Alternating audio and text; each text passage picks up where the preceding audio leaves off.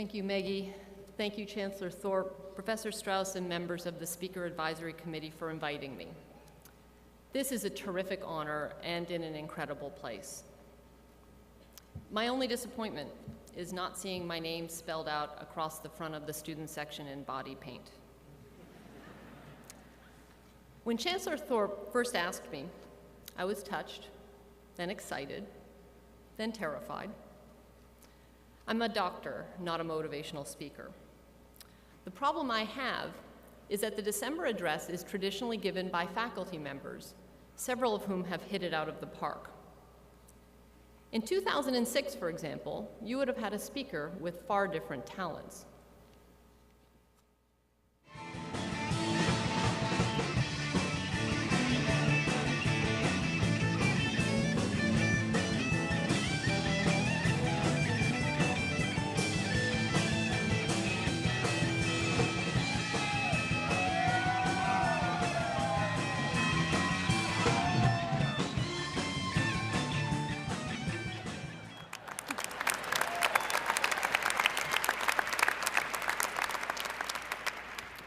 So just 3 years ago, you would have had Chancellor Thorpe as your speaker. And he gave his speech not playing the guitar, but while playing the keyboard. While it would be fun to be the cool musician, chemist, rock star chancellor, I'm not any of those things. This university is great, not because everyone is trying to be Holden Thorpe. It's great because everyone finds his or her own passion and way to contribute. Let me show you a slightly different version.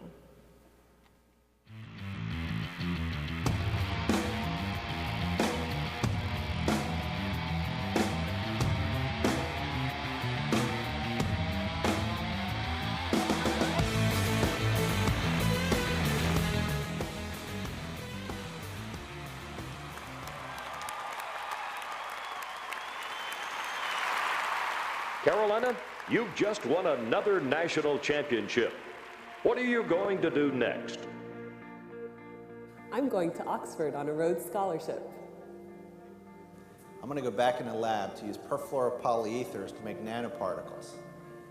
It's all about nanotechnology and cancer. I am going to work on breakthrough education strategies for urban youth. I'm going to cure more patients at the new North Carolina Cancer Hospital. I'm going to teach Roy to play a real guitar.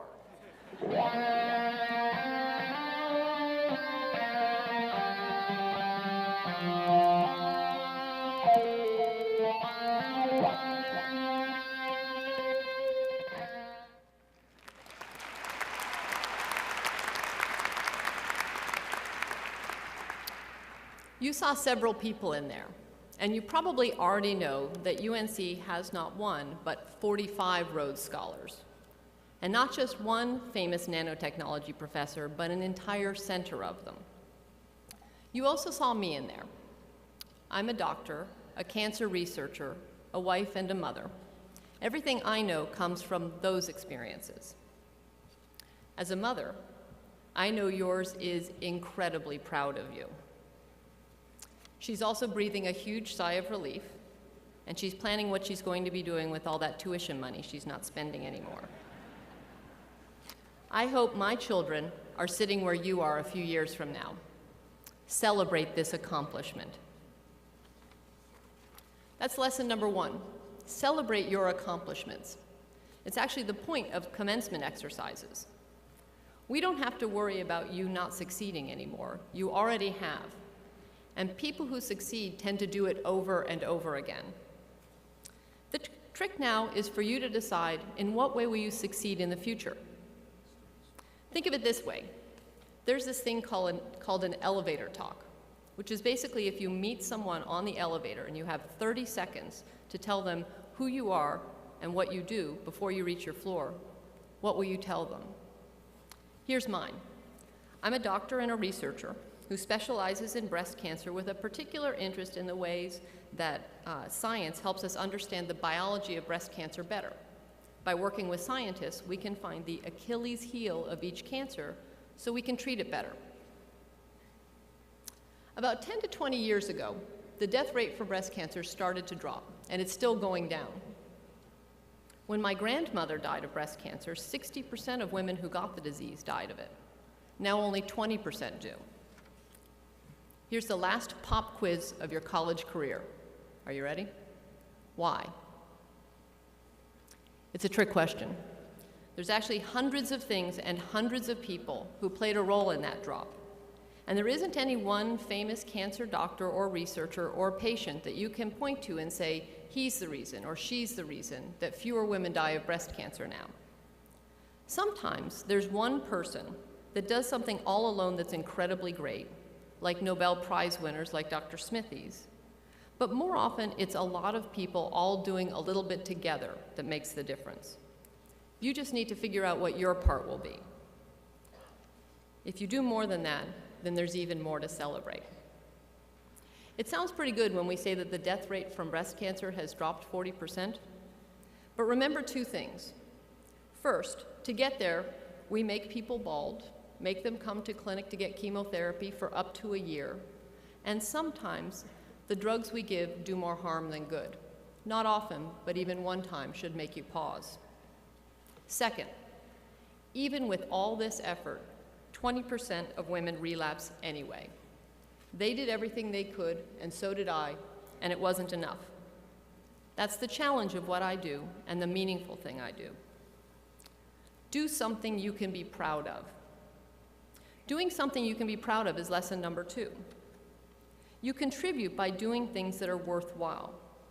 The generation ahead of yours, which would be my generation, had a philosophy: he who dies with the most toys wins. In my experience, he who has the most toys usually just wants more toys. Unless you're 8 years old, toys are fun but not meaningful. Someone smart, like Einstein, once said, "Insanity is doing the same thing over and over and expecting a different result." Think of those Wall Street guys making and making and making money as if it was never enough. The last couple of years, the news has been dominated by people gambling with other people's money, or doctors who didn't tell their patients they were making extra money off of their medical decisions. These are the consequences of being motivated by things. Inspiring leaders in any world, financial, medical, or any other, are motivated by a desire not to have things, but to build things.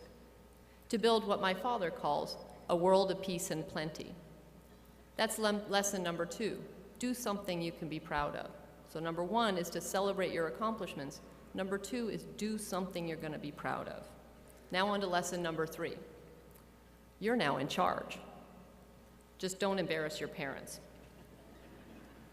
Lesson number 3 is that starting right now, you get to make it up as you go along. Except for those of you going on to graduate school. I had 29 years of formal education, so I know a lot about perpetual studenthood. You've now entered the curriculum-free years. You have the challenge of finding out what you do best. By best, I mean not just talent-wise, but something that you can get really fired up about. Only you can figure that out. But don't be afraid to try something that looks hard. My honors project in college was to try to make a mask that would help workers in the Arctic save the water that they lost when they exhaled, to keep them from getting dehydrated. This means when I go back to my college reunions, my friends' strongest memory is of me making them huddle in an industrial freezer breathing through a gas mask. I always knew I'd be a researcher. But I didn't decide to become a cancer doctor until pretty late, a couple of years after I got my MD. Cancer was an exciting area to work in because of all the new discoveries and treatments, but I thought it would be depressing. I was lucky enough to be assigned to the cancer wards over Christmas one year. I mean it when I say lucky, because I started out with this idea that it was going to be depressing. The patients, many of them, this was their last Christmas. But the patients weren't sad at all. They decorated their rooms, they had Christmas parties, they gave the nurses gifts. They were incredible. They had every right to be angry, but they weren't. They weren't because the human spirit is better than that. I decided that Christmas Day that I could be a cancer doctor. I've been one now for more than 10 years, and my patients continually amaze me with their strength and attitude. Some have even taken this horrible thing that happened to them and made it into either a personal quest, like my patient Carla Werner, who ran the Boston Marathon on chemotherapy, or a public quest, like Senator Jeannie Lucas, who before she died from breast cancer, helped lead the legislature into giving the people of North Carolina the new state-of-the-art North Carolina Cancer Hospital where I work each day. Many times they help each other. Lots of my patients become friends while they're hooked up to the IV. And my patient and friend Elizabeth Edwards has helped thousands of women struggling with loss and illness to get through it better. Life will throw you curveballs. But the human spirit is tough and always finds its way to the positive. We can't help it. It's part of our nature. That brings us to lesson number 4. You are better and stronger than you think you are. Outside of a few rare and remarkable people and a few oblivious ones, most of us hide some insecurities about our talents, our skills, or our smarts. The secret is that all the people around you are doing the same thing. Don't ever underestimate the value of insecurity. When you want to seem smarter than you think you are, you work harder. The old saying, fake it till you make it, is actually pretty good advice. For example, a series of scandals led to the resignation of a famous basketball coach at a major college program. An unknown 30-year-old assistant coach, a man of principle and integrity, but not much experience, was asked to take over. Lots of people thought he wasn't up to the job. He probably thought he wasn't up to the job. On top of that, he had a pretty bad first year. I wasn't around, but I bet the call-in radio programs were pretty rough. Have you guessed who it is? Dean Smith got the job as an unknown, but finished his career with nearly 900 wins and a 97% graduation rate. You too will be handed opportunities that others think you're ready for, even if you don't. Consider that they may be right, and step up to the challenge even if you feel secretly unsure. In medicine, we have a saying that may worry those of you who have ever been patients. See one, do one, teach one. I promise we don't mean that somebody should try to do brain surgery after watching one on YouTube. What that means is being ambitious about taking ownership, be it over a job, a hobby, or relationship, is not just okay, it's the best approach. Remember, lesson number 3 and number 4 are a pair. You're in charge, and you're better and stronger than you think you are. So don't shy away from challenges. Be a problem solver. The 5th, and I promise final lesson, is to be a problem solver. For her 10th birthday, we gave my daughter Abby a hamster.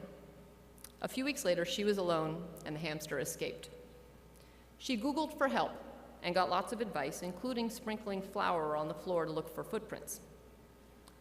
Here's where it started to break down. She spread a 5-pound bag of flour, 1/4 of an inch deep, across the entire playroom floor.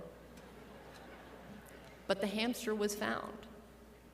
In truth, his tiny footprints were never more than a foot away from his cage in the corner, and the cleanup involved 2 industrial-strength shop vacs. But the problem was solved. Let's take that problem-solving mentality, minus the shop vacs, into the cancer world. Our own Professor Joanne Erb, a leader in health education, and others in the School of Public Health, realized several years ago that all women weren't benefiting equally from advances in breast cancer care. The message wasn't getting through. In particular, we weren't reaching women of color. Here's what they did.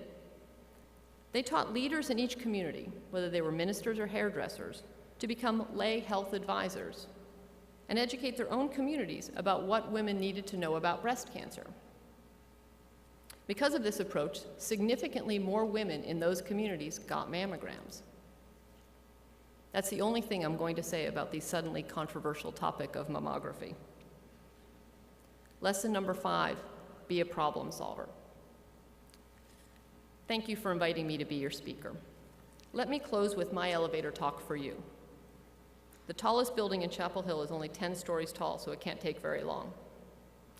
Celebrate your accomplishments. Do something to be proud of, but make it something you're also passionate about. You're better and stronger than you might imagine. Use those strengths to solve the problems we all face. You're ready. You've been preparing for more than 4 years now.